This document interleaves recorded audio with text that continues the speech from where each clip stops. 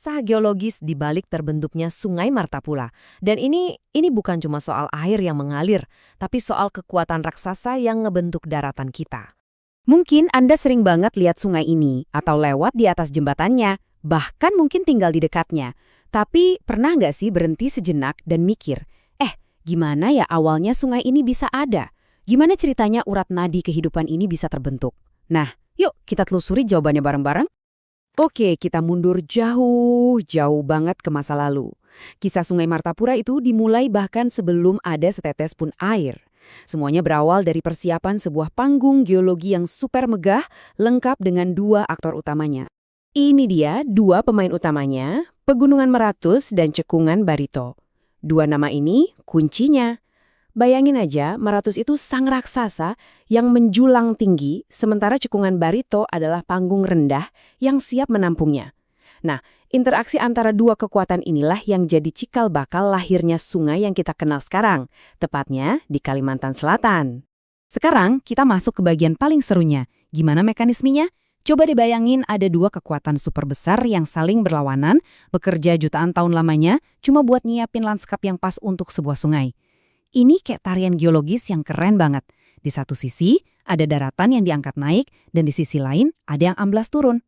Jadi, ceritanya gini, lempeng bumi itu bergerak, mendorong bebatuan dari kerak bumi ke atas, dan jereng, jadilah Pegunungan Meratus. Tapi yang uniknya, di saat yang bersamaan, area di sebelahnya itu malah ambles, seolah-olah ngasih jalan. Nah, area yang turun inilah yang kita sebut Cekungan Barito. Proses yang saling berlawanan, tapi terjadi barengan. Sempurna. Terus apa gunanya gunung yang menjulang tinggi ini? Nah, karena posisinya yang tinggi, Pegunungan Meratus ini jadi semacam menara air alami. Semua air hujan yang turun di sana, semuanya ngumpul di situ. Dia jadi sumber utama, titik nol, bagi semua air yang nantinya akan membentuk sistem sungai. Simpelnya, tanpa si menara air ini, ya nggak bakal ada sungai. Nah, ini dia intinya. Kita sekarang punya satu dataran yang super tinggi, yaitu Pegunungan Meratus, dan satu lagi dataran yang super rendah, Cekungan Barito. Apa yang terjadi kalau ada perbedaan ketinggian? Betul, terbentuk lereng alami. Dan di mana ada lereng, di situ gravitasi mulai mengambil alih. Alam udah nyiapin seluncuran raksasa buat air. Panggungnya siap, seluncurannya juga udah ada. Sekarang, saatnya aktor utama kita naik panggung, air. Fase berikutnya ini adalah tentang bagaimana kekuatan air yang kelihatannya lemah kalau dikasih waktu jutaan tahun ternyata bisa memahat daratan. Prosesnya nggak instan loh, amalnya cuma hujan yang turun terus-terusan bikin batuan di gunung jadi rapuh. Terus air yang mengalir di permukaan mulai bikin parit-parit kecil. Nah, parit-parit kecil ini lama-lama nyambung satu sama lain jadi aliran yang lebih besar dan lebih kuat. Puncaknya, aliran super kuat inilah yang akhirnya mengukir lembah raksasa yang kita kenal sekarang sebagai alur utama Sungai Martapura. Dan disinilah ceritanya jadi makin menarik. Sungai yang sama, yang tadinya jadi perusak dan pengikis gunung, ternyata punya peran lain. Dia juga seorang pembangun yang handal di dataran rendah.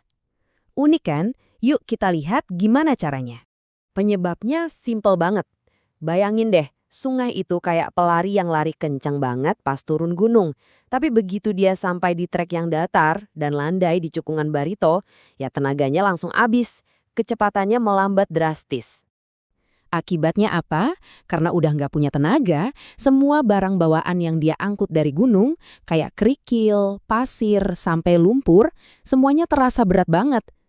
Akhirnya, sungai ini menjatuhkan semua bawaannya itu. Dia meletakkan material itu begitu saja, lapis demi lapis. Nah, proses menjatuhkan barang ini terjadi terus-menerus selama ribuan bahkan jutaan tahun. Hasilnya, tumpukan material itu membentuk daratan baru yang luas dan subur banget. Inilah yang disebut dataran aluvial. Jadi bisa dibilang, sungai ini secara harfiah membangun tanah yang sekarang jadi tempatnya mengalir. Keren banget kan? Oke, kita hampir sampai di ujung cerita. Setelah selesai memahat gunung dan membangun daratan, sang sungai ini akhirnya memasuki fase dewasanya. Di fase inilah dia mulai menunjukkan karakter-karakter unik yang bisa kita saksikan sampai hari ini. Ada dua karakter utamanya. Pertama, bentuknya yang berkelok-kelok. Kenapa? Ya karena di dataran rendah energinya udah lemah. Jadi dia nggak bisa lagi maksa jalan lurus. Dia cuma cari jalur yang paling gampang, yang paling sedikit hambatannya. Kedua, karena muaranya deket banget sama laut, dia juga ikut merasakan denyut nadi samudra, yaitu pasang surut. Pasang surut inilah yang ikut membentuk tepiannya dan bikin ekosistem rawa di sekitarnya. Jadi, pada akhirnya, semuanya bisa dirangkum dengan indah. Sungai Martapura itu bukan cuma sekedar aliran air, dia adalah sebuah monumen hidup, hasil akhir dari sebuah sistem geologi raksasa, sebuah kisah tentang gunung yang naik, cekungan yang turun, dan kekuatan air yang tanpa lelah terus-menerus membentuk dunia kita. Nah, jadi lain kali kalau Anda melihat sungai, gunung, atau bahkan daratan yang Anda pijak, coba deh ingat cerita ini.